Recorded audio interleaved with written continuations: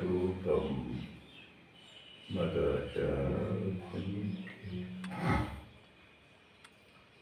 பூஜ்ய ஸ்ரீ தயானந்த சரஸ்வதி சுவாமிகளின் பாதார விந்தங்களை வணங்கி ஓம் சகனா பவது சகனௌ புனக்து சகவீர்யங்கரவாவகை தேஜஸ்வினாவதீதமஸ்து மா வித்விஷாவகைः ஓம் சாந்தி சாந்தி சாந்தி. ஹரி ஓம் ஸ்ரீ குருभ्यो நமः. ஹரி ஓம். அம்மா தாயே ஜெகதம்பிகே லோகமாதா ஈஸ்வரி,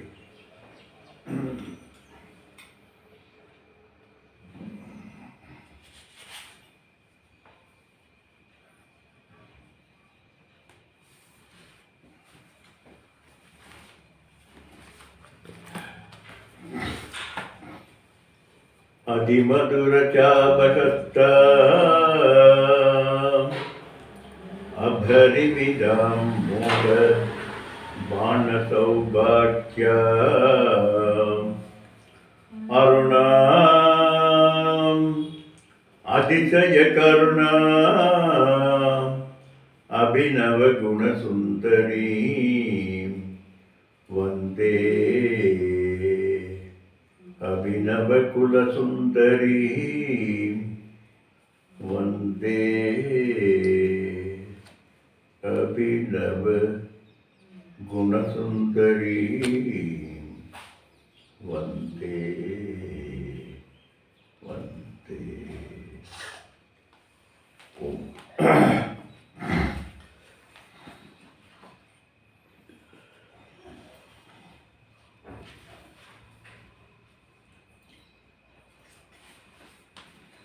நேற்றுக்கு சர்வ விமோகினி என்பது பார்த்தோம். ஈசாவாஸ்யம் இதகம் சர்வம் தேன புஞ்சீதா என்கின்ற ஈசா உபனிஷத்தினுடைய மந்திரத்தில் ஈசாவாஸ்யம் இதகம் சர்வம் என்று சொல்வது ஈஸ்வரன் இந்த பிரபஞ்சம் முழுவதும் உள் வெளியற்ற அனைத்திலும் வியாபித்திருக்கிறான். ஈஸ்வரனுடையதுதான் இந்த பிரபஞ்சம். ஈஸ்வரனால் தோற்றுவிக்கப்பட்டது, ஈஸ்வரனால் ப்ரொஜெக்ட் செய்ததுதான் இந்த பிரபஞ்சம் என்று பார்த்தோம். அப்படி எப்படி நேற்றைக்கு பார்த்தோம், அனைத்துமாக பகவான் வியாபித்திருக்கிறார். எப்படி வியாபித்திருக்கிறார் என்றால், கயிற்றில் பாம்பு வியாபித்திருப்பது போல் வியாபித்திருக்கிறார். கயிற்றில் பாம்பு எப்படி வியாபித்திருக்கிறது? கயிற்றில் பாம்பு தெரியவில்லை என்கின்ற ஒரு ஆதாரத்தினாலே பாம்பு என்பது தோற்றுவிக்கப்படுகிறது. நேரடியாக கயிற்றில் பாம்பு தோன்றாது. கயிறு தெரியவில்லை என்கின்ற அந்த அறியாமை தான் பாம்பின் தோற்றத்திற்கு காரணமாகிறது. அதுபோல இந்த பிரபஞ்சத்தில் இருக்கக்கூடிய அத்துணை இன்ட்ராக்ஷன்ஸ் இருக்கக்கூடிய தூள சூட்சும காரண சரீரங்கள் மற்றும் அத்தனையும் எல்லா தத்துவங்களும் அத்தனையும் எங்கே ஆரோபிக்கப்பட்டிருக்கிறது என்றால், ஈசேன ஆச்சாத்தியம் கோசவத் இது கோஷக என்று முன்னால் பார்த்துக்கோ. கோசவத் ஆச்சாதகத்வாத் இது கோஷக. மறைப்பு போல் மறைக்கப்பட்டிருக்கக்கூடியதுதான் அன்னமயம், பிராணமயம், மனோமயம், விஞ்ஞானமயம், ஆனந்தமயம் என்று சொல்கின்ற 5 கோஷங்களும் எப்படி மறைக்கப்பட்டிருக்குதுன்னா, பெட்ஷீட்டை போட்டு மூடுவது போல் அல்ல. கோஷவத் ஆச்சாதகத்வாத், கோஷவத்து மறைக்கப்பட்டது போல் மறைக்கப்பட்டிருக்கிறது. உண்மையிலே மறைப்பல்ல. காரணம், நான் என்கின்ற ஐடென்டிட்டி இந்த சரீரத்தின் மேலும் மனதின் மேலும் புத்தியின் மேலும் அகங்காரத்தின் மேலும் ஏற்பட்டிருக்கக்கூடியதுதான் கோஷவத் என்று சொல்றோம். அதுபோல இந்த பிரபஞ்சம் முழுவதையும் மாயை ஆட்கொண்டிருக்கிறது, மாயினால் வியாபிக்கப்பட்டிருக்கிறது, ஈஸ்வரனால் வியாபிக்கப்பட்டிருக்கிறது என்று சொன்னால், ஈஸ்வரன் இந்த இடத்துல சர்வஜன், சர்வ வியாபி, சர்வ சக்திமான் என்று இருக்கக்கூடிய ஈஸ்வரனது மாயினால் இந்த பிரபஞ்சம் முழுவதும் மறைக்கப்பட்டிருக்கிறது. எனவே முன்னால் பார்த்தோம் சார், அடுத்த ஸ்லோகத்தில் அடுத்த மந்திரத்தில் சொல்கிறார் சர்வ ஆதாரக என்று. ஆதாரம் ஆனந்தம் அச்சிந்திய ரூபம் சிவம் பிரசாந்தம் அமிர்தம் பிரம்மயோனி என்றெல்லாம் பார்த்துருக்கோம். அப்படி பார்க்கிற போது இந்த பிரபஞ்சத்துக்கு ஆதாரமாக எது இருக்கிறது என்றால் ஈஸ்வர ஆதாரம் என்று சொல்கிறோம்னா, ஈஸ்வரனுக்கே இன்னொரு ஆதாரம் இருக்குது. எப்படின்னா, எப்படி கயிற்றினுடைய ஆதாரத்தினால்தான் அந்த தெரியவில்லை என்கின்றது வியாபித்திருக்கிறது. அந்த தெரியவில்லை என்று வியாபித்திருக்கிறதுல தான் பாம்பானது தோற்றுவிக்கப்படுகிறது. அதுபோல இந்த பிரபஞ்ச ஆதாரம் பரமானந்த சைத்தன்ய ஸ்வரூபம்தான். அந்த பரமானந்த சைத்தன்ய ஸ்வரூபத்தில் நம்ம முன்னால் நிறைய பார்த்துருக்கோம். அக்னியில சூடு போல ஒரு வியாபகம் என்பது ஏற்படுகிறது. அந்த வியாபகம்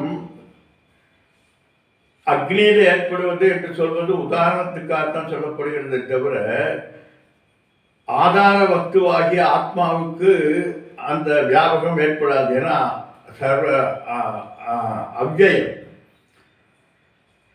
ஆத்மா அவ்யயமாக இருக்கின்ற காரணத்தினால ஆத்மாவிலே மாறுதல் ஏற்படுவதில்லை.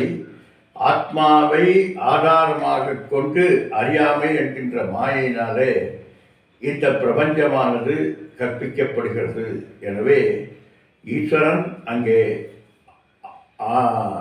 ஆத்மாதாரத்திலே தோற்றக்கூடியதான் ஈஸ்வரன். அதனால தான் ஈஸ்வரனும் ஜீவன் போலவே ஒரு உபாதி.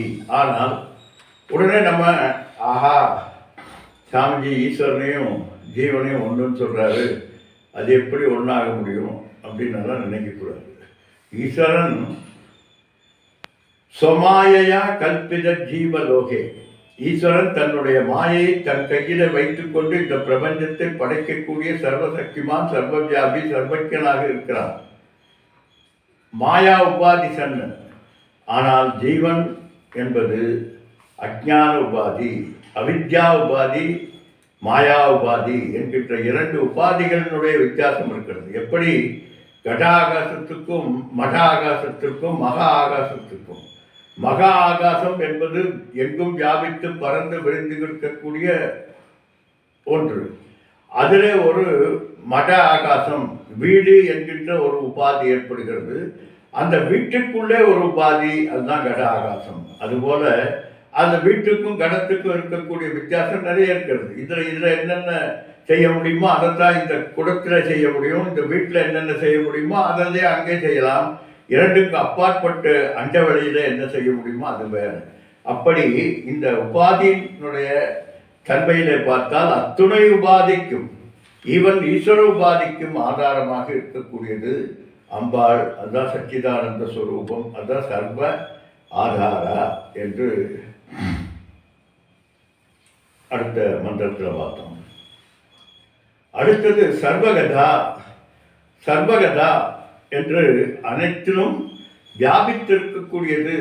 எல்லாரும் அதைவே திருப்பி திருப்பி சொல்றீங்க. இல்லை, சர்வகதா என்றால் மாண்டூக்கிய உபநிஷத்தில் பார்த்தது போல அகார உகார மகாரம் என்கின்ற மூன்று நிலைகளிலும் எந்த ஒரு ஆதார சக்தியானது சாட்சி ரூபமாக உள் வெளியற்று அனைத்திலும் வியாபித்து அதிலிருந்து விலகி இருக்கிறதோ அதுபோல சர்வகதா என்று ஒரு வேஷ்டியினுடைய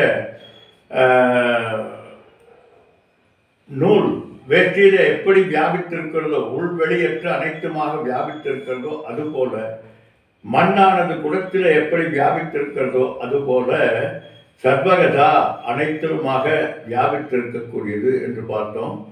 இந்த அனைத்துமாக தத்சித்வா ததேவானு பிராபித்தது என்று நேற்றைக்கு ஒரு மிகப்பெரிய ஆர்குமெண்ட்டினுடைய தாற்பயத்தை நம்ம பார்த்தோம். இது பெரிய பெரிய பண்டிதர்களினாலும் பெரிய ஞானிகளுக்குள்ள ஏற்படக்கூடிய சதஸில் ஏற்பட்ட ஆர்குமெண்ட். அது சாதாரண விஷயம் அல்ல. அது எப்படி இந்த பிரபஞ்சத்தை படைத்துவிட்டு எப்படி பகவான் அதிலே நுழைந்தான், அனைத்துமாக வியாபித்திருக்கிறான் என்று அனு அனுப்பிரவேச ஸ்ருதி என்று அதற்கு பெயர். அது பிரம்மசூத்திரத்தில் எல்லா இடங்களிலும் இந்த ஆர்குமெண்ட் மிகப்பெரியதாக இருக்கிறது. எப்படி இருமை என்று சொல்பவர்களும் அதே போல அங்கம் அங்கி என்று சொல்லக்கூடியவர்களும் ஆகிய துவைதர்களும் விசிஷ்டாத்வைதர்களும் இந்த ஆர்குமெண்ட்டை மிக பெரிதாக பிடித்து கொண்டு பேசக்கூடியது. அப்படி சர்வகதா என்று எப்படி அனைத்திலும் நுழைந்தார் பகவான், அந்த பரபிரம்ம ஸ்வரூபம் நுழைந்தது என்றால் எப்படி என வீடு கிரகப்பிரவேசம் போலவா அல்லது எலி வங்குக்குள்ளே நுழையிறது போலவா, இன்னும் அப்படியே நிறைய கேட்டுகிட்டே போகிறார். என்னென்னமோ கேட்டுட்டு கடைசியாக அது துவைதம். எலி அல்லது கிரகப்பிரவேசம் போல நுழைவது என்பது இரண்டு வஸ்துக்கள். எப்படி வீடு கட்டினவர் வீடு என்கின்ற இரண்டு, வீடு கட்டினவர் வீடு என்கின்ற இன்னொரு வஸ்துக்குள்ளே நுழைந்தார், அப்பாங்க இருமை. எலி பொந்துக்குள்ளே நுழைகிறது, வங்குக்குள்ளே இழங்கிறது, அல்லது பள்ளி ஒரு இதுக்குள்ளே நுழைகிறது என்றால் அதுவும் துவைதம். அதனால துவைதம் போல் அல்ல, அப்படி நுழைய முடியாது. காரணம் அத்வைத தன்மையுடையது, அத்வைத ஸ்வரூபமாக இருக்கக்கூடியது, இரண்டற்றது பரபிரம்மம். அப்போ எதுக்குள்ளே எது நுழைந்தது என்று பார்த்தால் ஒருவேளை இப்படி இருக்குமா என்று யார் சொல்றாங்க? விசிஷ்டாத்வைதிகள் சொல்றாங்க, கை வாயில நுழைவது போல். கை என்பது ஒரு வஸ்து, இந்த வஸ்துவிலே ஒரு அங்கம் கை, அந்த அங்கம் இன்னொரு அங்கத்துக்குள்ளே நுழைந்தது. அதனால்தான் நாங்கள் சொல்றோம் விசிஷ்ட அத்வைதம் என்று, விசேஷமான அத்வைதம் அப்பா இது என்று பகவான் சொல்றார். இதுக்கு ரெண்டுக்கும் அற்புதமான ஒரு பதிலை சொல்கிறார். எப்படி கனவிலே நீ நுழைந்தாயோ அது போல என்றார். கனவிலே நீ நுழைவதற்கு அங்கம் வேண்டுமா இல்லது ரெண்டு வேணுமா? கனவு காண்பவர், கனவிலே தோன்றுபவர், இரண்டு பேர். ஒன்று கனவு காண்கின்ற கனவுக்குள்ளே கனவு காண்பவர் நுழைந்தாரா என்றால் இல்லை. உன்னுடைய மனது என்கின்ற ஒரே வஸ்து தான் கனவாக மேனிஃபெஸ்ட் ஆனது. அதான் சாமிஜி சொல்லுவாங்க அற்புதமாக, படைப்பல்ல இது மேனிஃபெஸ்டேஷன், மாறியது. இந்த படைப்பாகவே பரபிரம்ம ஸ்வரூபம் ஈஸ்வரனுடைய மாயினாலே படைப்பாக தோற்றமளித்தது. எப்படி கனவானது தோற்றமளித்ததோ அதுபோல இப்போ கனவு என்பது எப்படி அங்கத்திலிருந்து இன்னொரு அங்கத்திற்கு போனதா அல்லது இன்னொரு வஸ்துவிலிருந்து இன்னொரு வஸ்துக்குள்ளே நுழைந்ததா என்றால் இரண்டுமல்ல, அதுவே அதுவாக வியாபித்திருக்கக்கூடியது. அதுதான் சொல்ற சர்வகதா. அப்படித்தான் சர்வகதா என்று அர்த்தமே தவிர ஒன்றிலே ஒன்று நுழைந்தது என்று அர்த்தம் அல்ல, அனைத்திலும் நுழைந்திருக்கக்கூடியவர் அல்ல என்று நேற்றைக்கு இதுவரைக்கும் பார்த்தோம். சர்வாவ குணவர்ஜிதா.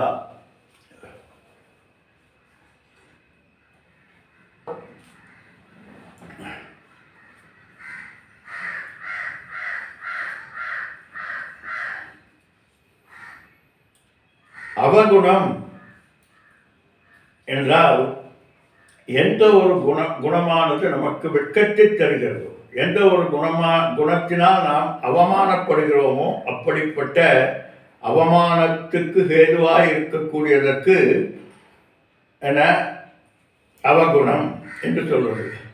நற்குணம் என்பது அதுவும் ஒரு ஹேது தான்.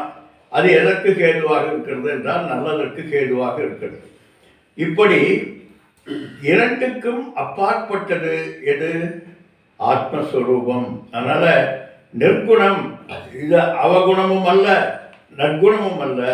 அதனால இந்த இரண்டுக்கும் சர்வ அவ குணவர்ஜிதா, குணங்களுக்கு அப்பாற்பட்டது. காரணம் நிர்குண பரபிரம்ம ஸ்வரூபா. அற்புதமா சாமிஜி போ சம்போ சொல்றார். போ சம்போ சிவசம்போ ஸ்வயம்போ, போ சம்போ சிவசம்போ ஸ்வயம்போ நிர்குண பரபிரம்ம அப்படின்னு அந்த வார்த்தையில் அற்புதமாக வரும். நிர்குண பரபிரம்ம ஸ்வரூபா, நிர்குண பரபிரம்ம ஸ்வரூபம். அதனால குணங்களுக்கு அப்பாற்பட்டது, குணங்களுக்கு ஆதாரமாக இருந்தாலும் குணங்களுக்கு அப்பாற்பட்டது. அதான் நிஜகுண நிகித நிதாந்த அனந்தம். நிஜகுண நிகித, அதாவது நிஜகுணம் பொய்குணம் ரெண்டு இருக்குதானே. ரெண்டு எப்படி? நீர் என்பது கலர்லெஸ், எந்த எந்த குணமும் இல்லாதது நீர். ஆனால் அந்த நீர் எந்த இடத்திலே போய் சேருகிறதோ அந்த இடத்துக்கு தக்கபடி கலரையும் சுவையையும் எடுத்துக்கொள்கிறது. இப்போ நீர் என்றால் ஒரே மாதிரி தான் இருக்கணும். ஏன் கடலில் உப்பு கடிக்கிறது, கங்கையில் இருக்கிறது, சிறுவாணி வாட்டர் வந்து உலகத்திலே 2வது சிறந்த டேஸ்ட் இருக்கக்கூடியதுன்றோம். எல்லாம் தண்ணி தானப்பா, அப்படித்தான் இருக்கணும். இல்லை, எங்கே போய் சேருகிறதோ அதனுடைய குணத்தை எடுத்துக்கொள்கிறது. அதுபோல நிர்குண பரபிரம்மம் என்று சொல்லக்கூடிய பரபிரம்ம ஸ்வரூபத்திற்கு குணங்கள் எதுவும் இல்லை. சரி, குணங்கள் எதுவும் இல்லாததுக்கு குணம் எப்படி அப்பா வந்தது? மாயா குணம், திரிகுணாத்மிகா மாயா. மாயினுடைய குணம் நம்மால் தவறாக ஆரோபிக்கப்பட்டு பரபிரம்மத்தினுடைய குணமாக பார்க்கப்படுகிறது. எப்படி? மேகங்கள் போகிறது, மேகங்கள் போகிறது போது பார்த்தீங்கன்னா நிலவு போகிறது போல் தெரிகிறது.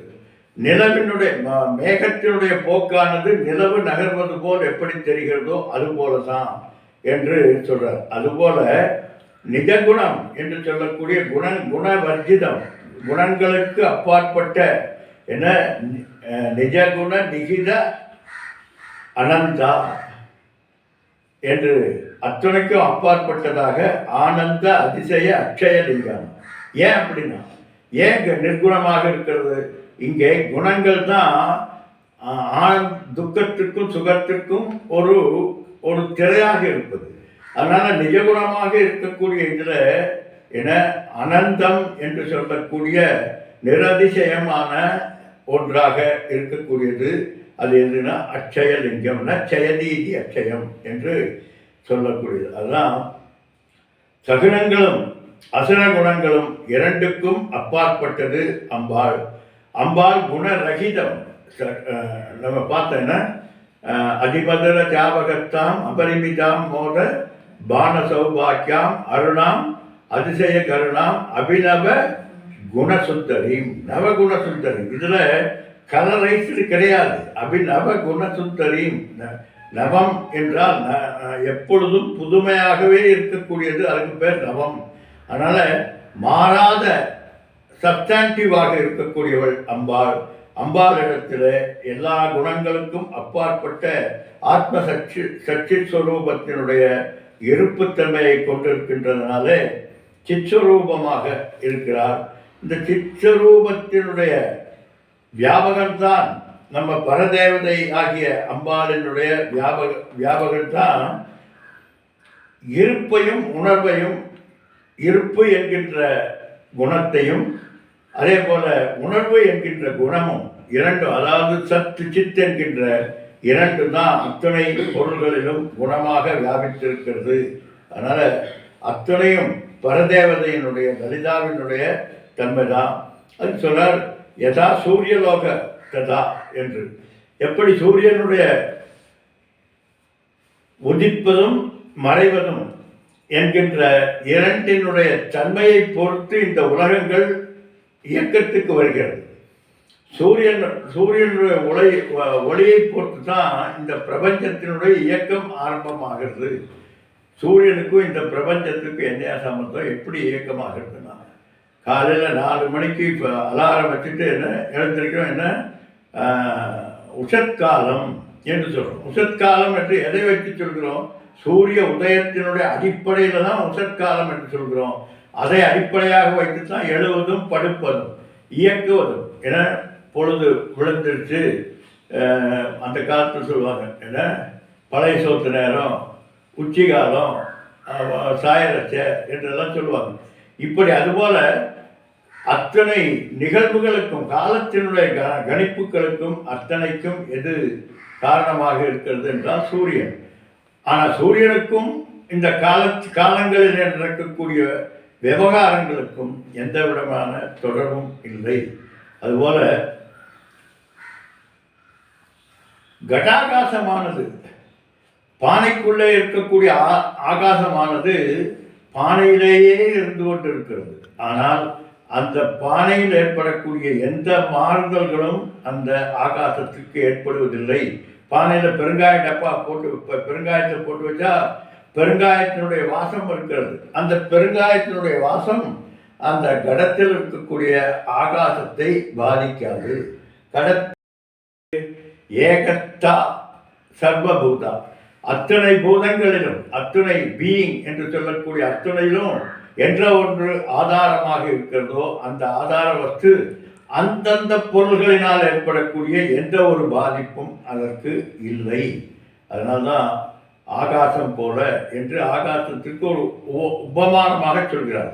இந்த ஆகாசம் என்பது எப்படி இந்த ஆகாசத்தில் எல்லாம் நடக்கிறது, என்ன நல்லது நடக்கிறது, கெட்டது நடக்கிறது, நறுமணம் துர்மணம் இன்னும் என்னென்னமோ எல்லாம், புயல் வருகிறது, காற்று வருகிறது, என நெருப்பு எரிகிறது, எரிமலை வெடிக்கிறது, என்னென்னமோ எல்லாம் நடந்தாலும் ஆகாசம் ஆகாசமாக மட்டுமே, சாட்சி போதமாக மட்டுமே இருந்து கொண்டிருப்பது போல சைத்தன்ய ஸ்வரூபமான அம்பாள் சாட்சி ஸ்வரூபமாக அத்துணைக்கும் சாட்சியாக இருக்கிறார். காரணம் குணவர்த்திதா. அங்கங்கள் எதற்கு இருக்கிறதோ அதுக்குத்தான் பாதிப்பு என்பது இருக்கும். ஆகாசம் ஏன் எதனாலும் பாதிக்கப்படுவதில்லை என்றால் ஆகாசம் அங்க ரகிதமாக இருக்கிறது. அதனால் அதை மாசுபடுத்த முடியாது. அதுபோல குணவர்த்திதா, எந்த குணங்களும் அம்பாளை பாதிக்காது. ஆனால் குணங்கள் எங்கிருந்து வந்ததுன்னா அம்பாளிடம் வந்தது. மாயா சகுண பிரம்ம, மாயையோடு கூடிய பிரம்மனாக விளங்குவது தான் ஈஸ்வர ஸ்வரூபம். சர்வாருணா, சர்வ அருணா, தாமரை வர்ணத்தோடு கூடிய அங்கங்களை கொண்டவள் அம்பாள். அருணோதய நிறம்போல் செந்நிற அங்கங்களை உடையவளாக அம்பாள் ஜொலித்துக் கொண்டிருக்கிறாள். அதனால்தான் அருணாம் அதிசய கருணாம் என்று சொல்லும். அருணாம் என்றால் அம்பாளினுடைய அந்த ஒளி எப்படிப்பட்டது என்றால் அருணனது ஒளி போல சொன்னார். அருணன் போல் பிரகாசிக்கக்கூடியவள் அம்பாள். ஏன்? அம்பாள் ஞானஸ்வரூபிணி, வித்யாஸ்வரூபிணி, ஸ்ரீ வித்யாஸ்வரூபிணி. அதனால அந்த வித்தையினுடைய வெளிப்பாடு அம்பாளுக்கு அங்கம் முழுவதும் அந்த செந்நிற கதிர்கள் வீச்சு கொண்டவளாக அம்பாள் வியாபித்திருக்கிறாளாம். எப்படி நம்ம பார்த்துருக்கோம், இந்த வேத பாடசாலைகளில் படிக்கக்கூடிய பசங்களை போய் பார்த்தீங்கன்னா முழுக்கு இருப்பான், பார்த்தாலே பல இருப்பான். காரணம் உள்ளே வித்தையினுடைய வியாபகமானது அவர்களது அங்கங்களில் எல்லாம். என்ன, அகத்தின் அழகு முகத்தில் தெரியும் என்று சொல்வது போல அந்தராத்மாவில் ஏற்படக்கூடிய அந்தராத்மாவில் அல்ல, அந்த கரணத்தில் ஏற்படக்கூடிய மாறுதல்கள் எல்லாம் நம்முடைய தன்மையிலே ஜொலிக்கிறது. எப்படி ஒருத்தர் சந்தோஷமாக இருந்தால் என்றால் அவரது முகத்தை பார்த்தீங்கன்னா ஆப்பிள் போல பளபளன்னு இருக்கும். அதே ஆப்பிள் போல பளபளன்னு இருக்கக்கூடிய அவரே துக்கத்தில் மூழ்கினால் சுருங்கின ஆப்பிள் பழம் போல ஆயிடுறார். அங்கங்கே சுருக்கு விழுந்து தன்னுடைய அந்த மினுமினுப்பானது போய்விடுகிறது. அதுபோல அம்பாள் எப்பொழுதும் ஞான ஸ்வரூபிணி, ஞான தாதா, ஞான ஐஸ்வர்ய பிரதாயினி. ஐஸ்வர்யமும் ஞானமும் எங்கே இருக்கிறது என்றால் அம்பாளிடம்தான் இருக்கிறது. அதனால அப்படிப்பட்ட ஜொலிப்புடைய அம்பாள். அதனால சர்வ அருணா, எப்பொழுதும் எல்லா காலத்திலும் நம்மளை போல காலையில் ஆனந்தமாக என்ன இந்த டெரஸில் போய் முட்டுறது குதிச்சுட்டு ஆகா ஆகான்னு, மத்தியானம் 2 அடி வெளியில் போய் மூக்கறிப்பட்டால் உள்ளுக்குள்ளே இருக்கிற இடம் தெரியாமல் ஒதுங்கிறது. அந்த மாதிரி இல்லைப்பா, எப்பொழுதும் அன்றலர்ந்த மலர் போல் தாமரை போல் பளிச்சிட்டு கொண்டிருக்கக்கூடிய அம்பாளினுடைய அழகே நமக்கு பேரானந்தத்தை தரக்கூடியதாக இருக்கிறது. காரணம் ஞானம், ஞான ஸ்வரூபிணி. ஞானியை பார்த்தால் அழகு, ஞானத்தை கேட்டால் அழகு, ஞானத்தை புரிந்து கொண்டால் அழகு. அப்படி அம்பாள் ஞான ஸ்வரூபிணியாக எப்பொழுதும் நமக்கு அந்த தாமிரவர்ணம். அதென்ன தாமிரவர்ணம், சிவப்புன்னு சொல்ல தாமிரவர்ணம். தாமிரம் என்பது ஒரு இளஞ்சிவந்த நிறத்தோடு கூடியது. அது மிக அற்புதமான ஒரு தனித்தன்மை வாய்ந்தது. அப்படி இருக்குது. அந்த காலத்தில் இந்த அன்னக்காவடின்னு ஒருத்தர் இருப்பாங்க, அன்னக்காவடி எடுத்துகிட்டு வருவாங்க. அந்த அன்னக்காவடி என்பது இந்த தாம்பரத்தில் செய்த பானை, அந்த பானையை வச்சுருப்பாங்க. அதை நல்லா தேய்ச்சி கீச்சி எல்லாம் போட்டு 3 பக்கம் பட்டை அடித்து போட்டு வச்சு அந்த ஒரு கோலில் இந்த பக்கம் அந்த பக்கம் மாட்டியிருப்பாங்க. அதை பார்த்தாலே நமக்கு ஒரு தெய்வீக தன்மை வரும். அதை பார்த்தாலே அவருக்கு ஏதாவது அந்த அந்த அந்த அன்னக்காவடியில் ஏதாவது போட வேண்டும் என்கின்ற எண்ணம் வரும். காரணம் அந்த அந்த ஈர்ப்பு, அந்த ஜொலிப்பு, அந்த அவரது பக்தி, அந்த அன்னக்காவடி எடுத்து வருவதற்கு பக்தி எதில் தெரிகிறது என்றால் அன்னக்காவடியில் இருக்கக்கூடிய அந்த பாத்திரத்தில் தெரிகிறது, தண்டிலே தெரிகிறது என அதனுடைய விளைவு, இவருடைய விளைவு அங்கே தெரிகிறது. அதனால தான் ஒருத்தர் சொல்லக்கூடாது, ஒருத்தருக்கு பூனை பிடிச்சிச்சின்னு வைங்களேன், அவர் பல்லு தேய்க்க மாட்டான், ட்ரெஸ் மாற்றிக்க மாட்டான், நெத்தியில் இட்டுக்க மாட்டாங்க. அப்படி பார்த்தாலே தெரியும். காரணம், முதியவள் விட்டால் அர்த்தம், பெரியவள் ஆட்கொண்டு விட்டாள் அப்படிங்கிறது அர்த்தம். அதனால அம்பாள் நித்திய கல்யாணி.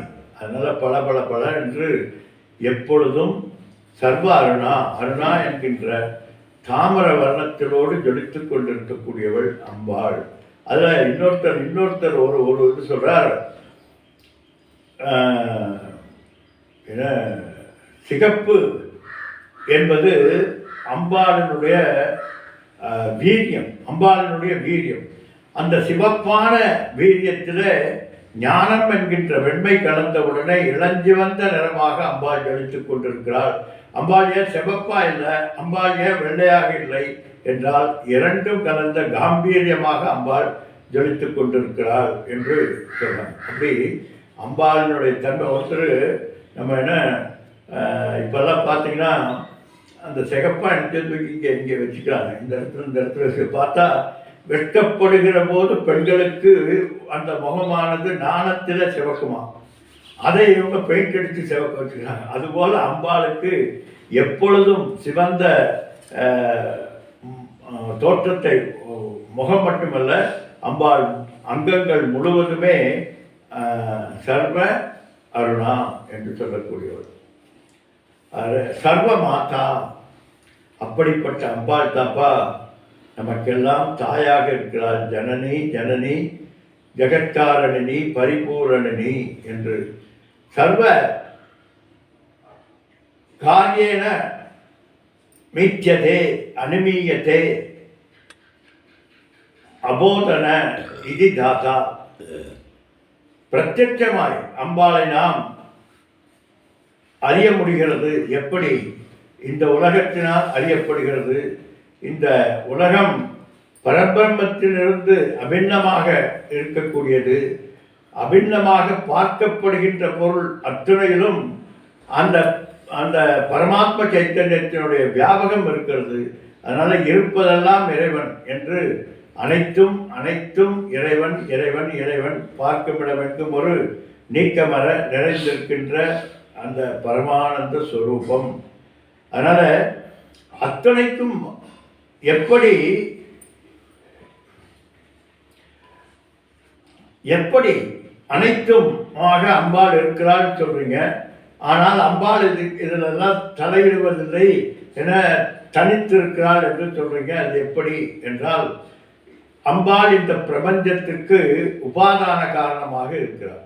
எப்படி மண்ணானது இந்த குடத்துக்கு உபாதானமாக இருக்கிறதோ அதுபோல் இந்த பிரபஞ்சம் முழுவதும் அம்பாளினுடைய வியாபகம். அதனால்தான் ஜனனி ஜனனி ஜெகத்காரணினி பரிபூரணினி, பரிபூர்ணமாக எங்கும் நிறைந்திருக்கக்கூடிய அம்பாளினுடைய வியாபகம் தான் இந்த பிரபஞ்சம். அதனால்தான் அம்பாள் ஜனனி என்று சொல்கிறோம். ஆனால் அதே சமயத்தில் அவள் இந்த முக்குணங்களுக்கு அப்பாற்பட்டவள், ஞானஸ்வரூபிணி அப்படி இப்படின்னு சொல்கிறீங்களா, அது எப்படி என்றால், அப்போ அம்பாள் எப்படி ஒரு விதையானது இதில் முளைக்க போட்ட உடனே தன் நிலை மாறி முதல்ல என்ன ஆகுது, அவ்வியக்தத்திலிருந்து வியக்தத்துக்கு வருகிறது. எப்படி அந்த சின்ன பையனில் பரிசோதனை பண்ணி பார்ப்பாங்க ஸ்கூலில். ஒரு ஒரு ஒரு அவரை விதையை நீரில் போட்டோம்னா அந்த நிலை மாறி அது அப்படி உப்புகிறது. இதை தான் அவ்வியக்தம் என்கிறோம். அவ்வியக்தா வியக்தமாபன்னம் என்று சொல்லக்கூடிய அவ்யக்த நிலைக்கு பொட்டன்சியல் ஃபார்முக்கு வருகிறது. வந்து அதற்கு பின்னால் தொழில் விட்டு முளையாகிறது, முளையானது செடியாகிறது, செடியானது மரமாகிறது. அதுபோல அம்பாள் பரிணாமமாக இந்த பிரபஞ்சமாக மாறியிருக்கிறார் என்று சொல்ல முடியாதப்பா. அப்படி சொன்னால் அம்பாள் அம்பாளே அல்ல, அவளும் மாறுகின்ற தன்மைக்கு உடையவளாக ஆகிறார். அப்போ எப்படி அம்பாள் இந்த பிரபஞ்சமாக இந்த பிரபஞ்சத்தை ஈன்றெடுத்தாள், மாதாவாக ஈன்றெடுத்தாள் என்றால் விவர்த்த உபாதான காரணமாக. விவர்த்த உபாதான காரணம் என்று சொன்னால் பரிணாம உபாதான காரணம், விவர்த்த உபாதான காரணம் என்று இரண்டு இருக்கிறது. ஒன்று விவர்த்த உபாதான காரணம் என்பது காரணத்திற்கும் காரியத்திற்கும் எந்த விதமான தொடர்பும் இல்லை. எந்த விதமான தொடர்பும் இல்லாமல் அது அதுவாகவே இருக்கிறது. ஆனால் காரியம் பல மாறுதல்களை கொண்டதாக இருக்கிறது. இப்படி எங்கெங்க பார்த்துருக்கீங்கன்னா, நீ தினம் பார்க்குறப்பான கனவுல நீ காண்கின்ற கனவு விவர்த்த உபாதானம். நீயாகவே இருக்கிறாய், மனது மனதாகவே இருக்கிறது. ஆனால் மனதினுடைய அந்த மேனிஃபெஸ்டேஷன் இந்த பிரபஞ்சமாக மாறி அத்தனையுமாக இந்த பிரபஞ்சத்தில் என்னென்ன உண்டோ அத்தனையுமாக பரிணமித்து காட்டி கொண்டிருந்தாலும் மனது சப்ஸ்டாண்டில் ஆனந்தமாக அது தனியாக இருந்து கொண்டே இருக்கிறது. இந்த கனவுக்கும் உன்னுடைய மனதுக்கும் மனதில் ஏற்படக்கூடிய மாறுதல்கள், அந்த கனவில் ஏற்படக்கூடிய மாறுதல்கள் அந்த மனதிலே பாதிப்பதில்லை. எதுக்கு? கனவு காண்பவரது மனதுக்கு. ஏன்னா கனவை படைத்தவரது மனதுக்கு, காண்பவரது மனதுக்கு அங்கே இருக்கக்கூடிய நிகழ்வுகள் எல்லாம் தெரிகிறது. என்ன, அங்கே துக்கப்படுகிறார், சுகப்படுகிறார், அழுகிறார், சிரிக்கிறார், என்னவோ பண்ணுறார். அது யாரு? அது கனவில் இருக்கக்கூடியவரது மனம். ஆனால் அந்த கனவு காண்பவரது மனம் இருக்கு பாருங்க, அது எந்த விதமான மாறுதலும் இல்லாமல் இருக்கிறது. இது போல தான் அம்பாள் விவர்த்த உபாதான காரணமாக இந்த பிரபஞ்சத்தை படைத்துக் கொண்டிருக்கிறார். இன்னும் தெளிவாக சொல்ல வேண்டும் என்றால், கயிறு எந்த விதமான மாறுதல்களும் அடையாமல் கயிறாகவே இருந்து கொண்டு கயிற்றிலே பாம்பானது தோற்றுவிக்கப்படுகிறது. ஆனால் கயிறு இந்த பாம்புக்கு காரணமாக இருந்தாலும் அது விவர்த்தமாக இருக்கிறது. பாம்பினுடைய எந்த விதமான தன்மைக்கும் அது காரணமாக இல்லை. ஆனால் கயிற்றினுடைய அளவுதான் பாம்பு இருக்கிறது. கயிற்றினுடைய எவ்வளவு நெளிவு இருக்கிறதோ அவ்வளவு நெளிவு இருக்கிறது. என்ன கலர் இருக்கிறதோ அதுபோல் சாரப்பாம்பு போல தெரிகிறது, என்ன மஞ்சளாக தெரிகிறது, என்ன பச்சையாக தெரிகிறது, என்னென்னமோ தெரிகிறது. காரணம் சப்ஸ்டான்ட் என்று சொல்லக்கூடிய அந்த கயிற்றினுடைய தன்மை அந்த விவர்த்தமாக இருந்து கொண்டு தான் எந்தவித மாறுதலும் ஆகாமல் மேலே ஏற்படக்கூடிய மாறுதலுக்கு ஆதாரமாக இருந்து கொண்டிருக்கிறது. இதைத்தான் விவர்த்த உபாதான காரணம் என்று சொல்கிறோம். அதனால் சர்வமாதா என்று சொன்னால் உடனே அம்பாள் நம்மை ஈன்றெடுத்தவள், நமக்கு ஏற்படக்கூடிய துக்கம், சுகம் அல்ல பரிணாமம் எல்லாம் அம்பாளுக்கு இருக்கும் என்று நினைக்கக்கூடாது.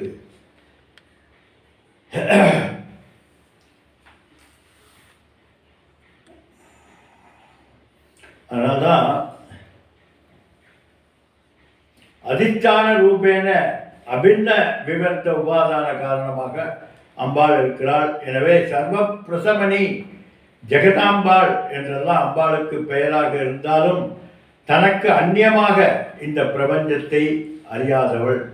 என்னை விட வேறான இந்த பிரபஞ்சம் இல்லை என்கின்ற எண்ணம் இப்போ பெரிய குழப்பம்.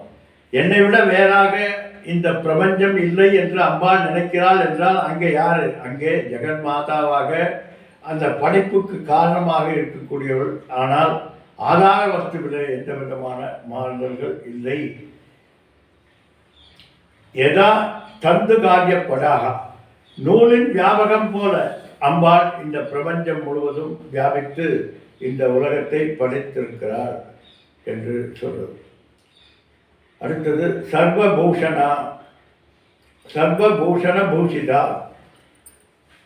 பரதேவதை பரபிரம்மஸ்வரூபமானது சர்வாத்ம ரூபமாக இருக்கின்ற காரணத்தினாலே யார் யார் என்ன ஆபரணங்கள் அணிகிறார்களோ, அலங்காரங்கள், அதுபோல என என்னென்ன அலங்காரங்கள் எல்லாம் செய்து கொண்டிருக்கிறார்களோ அவர்களெல்லாம் அன்னையின் தோற்றத்திலிருந்தே வெளியானது.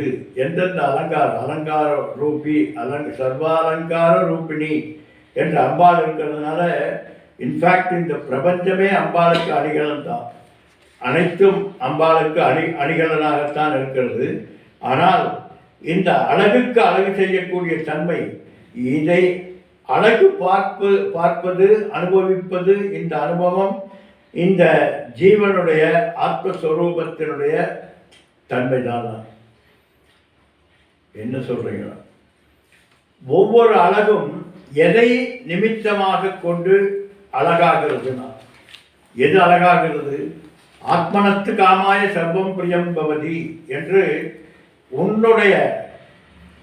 உன்னுடைய பிரியத்திற்கு நீ அழகு பார்த்து மகிழ்வதற்குத்தான் அத்தனை அழகுகளும். அதனால்தான் கண்ணாடி விடாமல் பார்த்துட்டே இருக்கும்.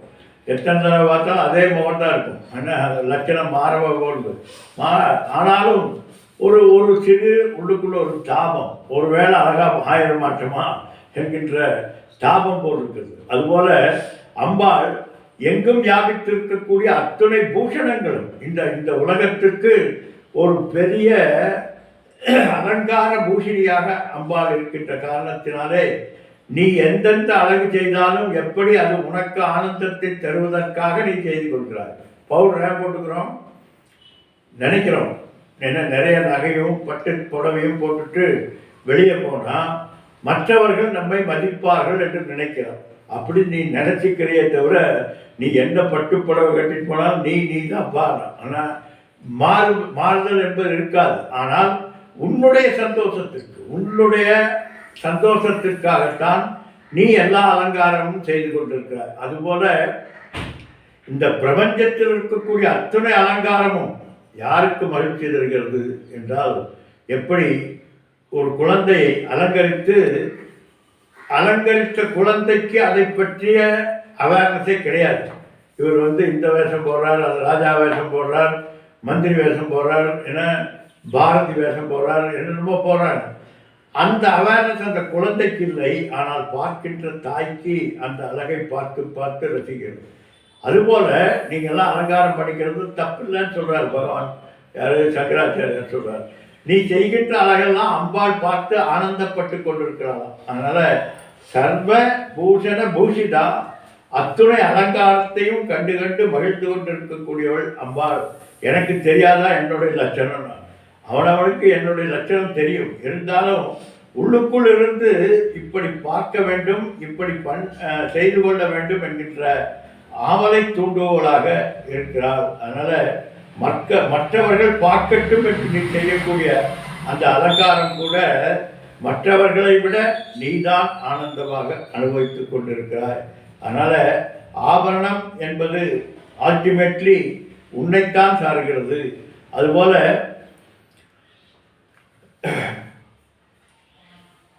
இந்த பக்தர்கள் எல்லாம் அம்பாளுக்கு இன்னொரு கோணத்தில் பார்க்கலாம். பக்தர்கள் எல்லாம் அம்பாளுக்கு பல விதமான ஆபரணங்களை எல்லாம் அணிவித்து பார்த்து அம்பாளுக்கு பெரிய ஆனந்தத்தை தருவதாக நீ நினைத்து கொண்டு போடுகிறாயே.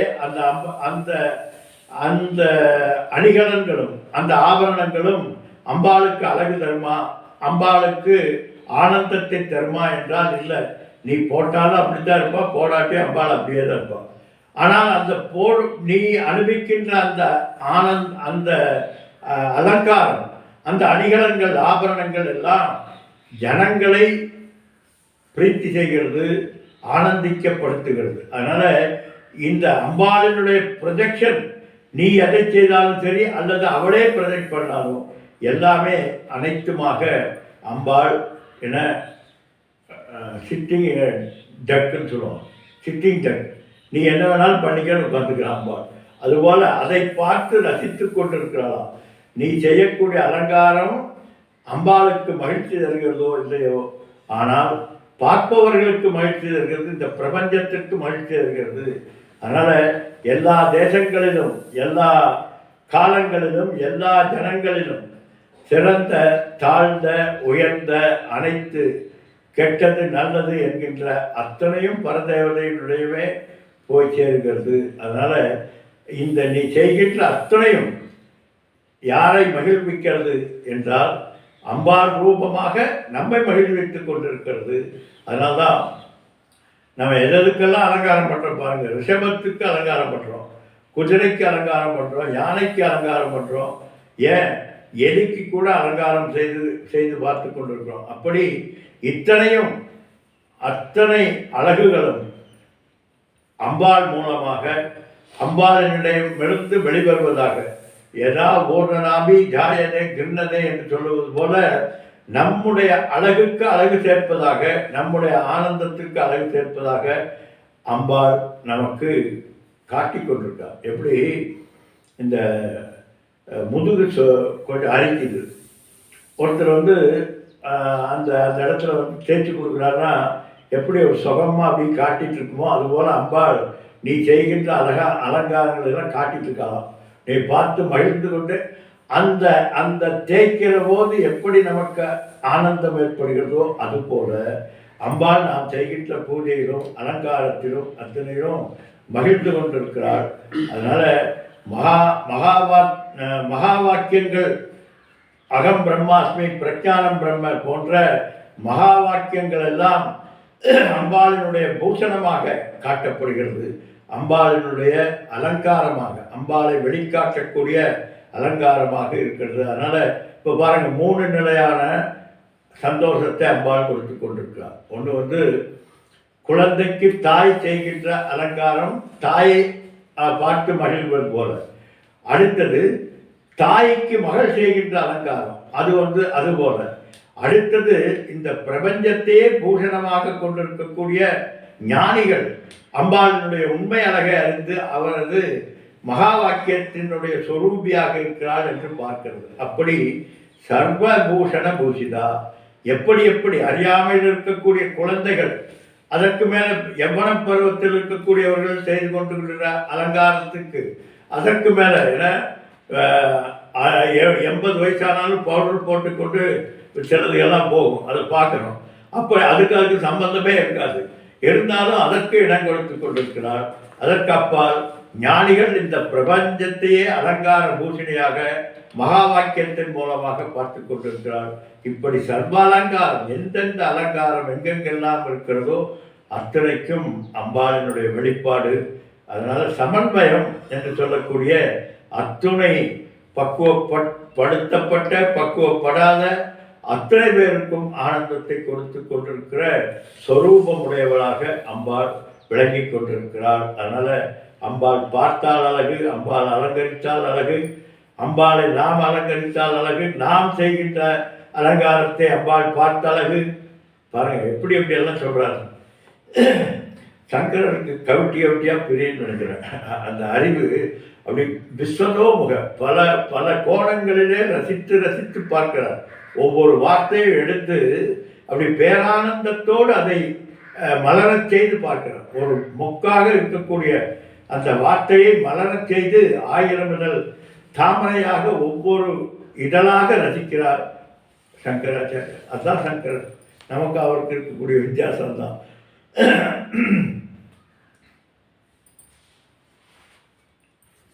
அடுத்தது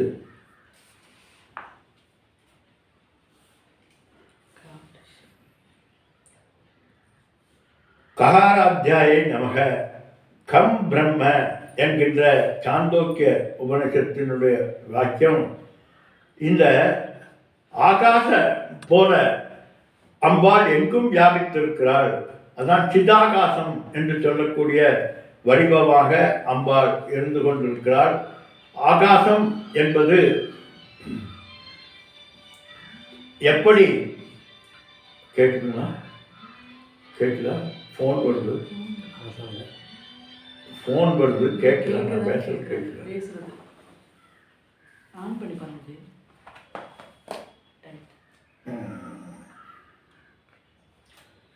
அப்படி கேட்குதுங்களா? கேட்கலையா? கேட்குதுங்களா? Okay okay okay. எப்படி ஆகாசத்திற்கு ஒரு இலக்கணம் இருக்கிறது, அவகாச கர்த்திருத்வாத் ஆகாசம். ஆகாசம் என்றால் அனைத்தையும் ஏற்றுக்கொள்ளுகின்ற தன்மையுடையது ஆகாசம். அதில் எதை கொஞ்ச நேரத்துக்கு முன்னால் பார்த்தது போல நன்மை செய்தாலும் தீமை செய்தாலும் அத்தனைக்கும் இடமளித்துக் கொண்டிருக்கக்கூடியது, பஞ்சபூதங்களுக்கு இடமளித்துக் கொண்டிருக்கக்கூடியது. இன்னும் என்னென்னவெல்லாம் இருக்கிறதோ அத்தனைக்கும் ஆதார சக்தியாக மட்டுமல்லாமல் அனைத்தையும் அரவணைத்துக் கொண்டிருக்கக்கூடியது ஆகாசம். அதனால ஆகாசத்தில் சாட்சி பூதமாக மாத்திரம்தான் ஆகாசம் இருக்கிறதே தவிர அனைத்துக்கும் இடமளித்துக் கொண்டு அகாமடேட்டிங் அம்பாள் அனைவரையும் அரவணைத்துக் கொண்டிருக்கிறார். யாதுமாகி நின்றாய் காளி எங்கும் நீ நிறைந்தாய், தீது நன்மை எல்லாம் காளி தெய்வலீலை என்றோ என்று நன்மை தீமை அத்தனை பேருக்கும் அரவணைத்துக் கொண்டிருக்கக்கூடியவள் அம்பாள். அப்புறம் அது பாதிக்காதான்னு கேட்டேன். அப்போ நன்மை செய்யறோம் தீமை செய்யறோம் ஒன்றா இருந்தா அப்போ ஈஸ்வரன் வந்து இழுச்சவாயன்னு அர்த்தம். ஏன்னா ரெண்டு பேர்த்துக்கும் ஒன்றா தெரிஞ்ச எப்படி இல்லைப்பா, அம்பாளை பொறுத்த அளவிலே தீது நன்மை எல்லாம் தெய்வ லீலை. அதனால தெய்வத்தினுடைய லீலை. எனக்கு இந்த லீலை அவரவர்கள் அனுபவிக்க வேண்டிய சுகதுக்க பலனை இன்னொருவர் மூலமாக இன்னொன்றினுடைய தன்மையாக சமஷ்டி பிராரந்தமாக அவர் இதை செய்து இதை அனுபவிப்பார், இதை பார்த்து அவர் அனுபவிப்பார். இப்படி அனைத்துமாக சமஷ்டி பிராரந்த ரூபமாக தீது நன்மை அனைத்தையும் வழங்கி கொண்டிருக்கக்கூடிய பரந்தாமம் என்று சொல்லக்கூடிய அத்தனை பேருக்கும் அபோடாக இருக்கக்கூடிய ஆகாசமாக அம்பாள் இந்த பிரபஞ்சத்தை தாங்கிக் கொண்டிருக்கிறார். ஓம் பூர்ணமத பூர்ணமிதம் பூர்ணமுதச்சதே பூர்ணஸ்ய பூர்ணமாதாய பூர்ணமேவாவசிஷ்யதே. ஓம் சாந்தி சாந்தி சாந்தி. ஹரி ஓம் ஸ்ரீ குருப்யோ நமக. ஹரி ஹரி ஓம் ஹரி ஓம். ஓம் நாராயண நாராயண நாராயண.